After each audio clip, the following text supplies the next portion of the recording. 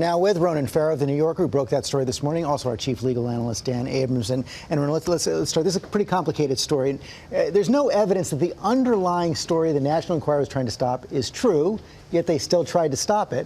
Why? Correct. And multiple AMI sources told us that in and of itself seemed suspicious to them, that they went to such extraordinary lengths to bury a story that seemed, in the view of a lot of people involved in this investigation, baseless.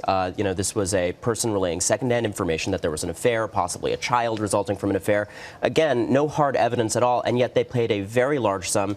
We now know that was part of a pattern of these payments. And the pattern is the issue now for the investigators. We know they're looking at the payoffs to Stormy Daniels and Karen McDougal. We know they're looking at the Access Hollywood tape. We know they're looking at this.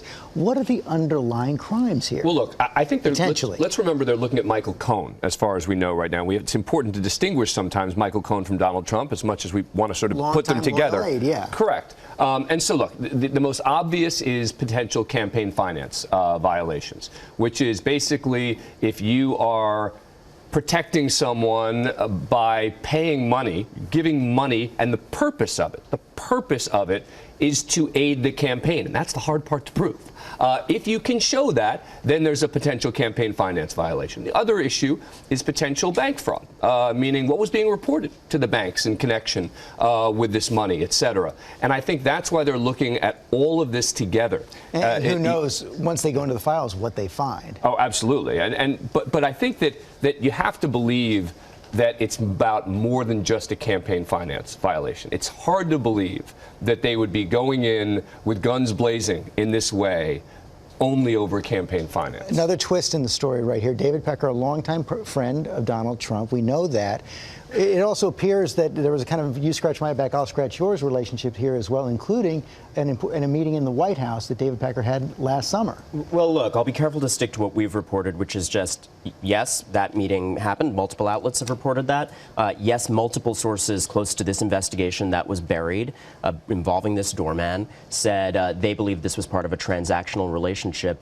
I would say the most important point here, George, is this is another example of a system used by men of a certain echelon of power and wealth to silence stories about them of all kinds. And now this is applying to a guy who's in the White House, but it's very much the same playbook that we saw in the Weinstein story, including many of the same individuals. Dylan Howard, the National Enquirer, all of those were players that we exposed being involved in that Weinstein story. National Enquirer is a media company. Will they have some kind of a First Amendment defense against this investigation, against any charges? Well, look, they've got a First Amendment rights the way any other media entity has First Amendment rights. The question is, were they using them simply to eliminate stories and not publish stories?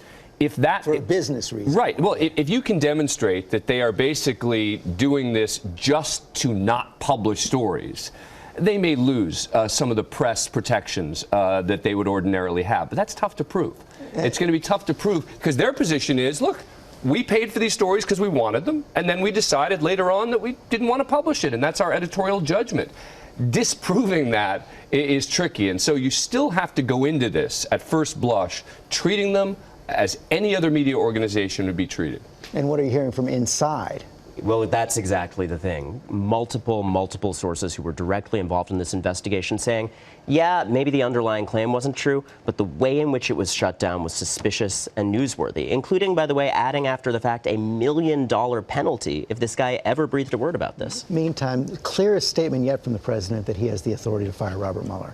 He has the authority to fire Robert Mueller. We've talked about this. It's just a question of the logistics of exactly how he would go about doing it. But there is no doubt that if President Trump wants to fire Robert Mueller, he can figure out a way to fire Robert Mueller. Thank you both very much. Hi, everyone. George Stephanopoulos here. Thanks for checking out the ABC News YouTube channel. If you'd like to get more videos, show highlights, and watch live event coverage, click on the right over here to subscribe to our channel. And don't forget to download the ABC News app for breaking news alerts. Thanks for watching.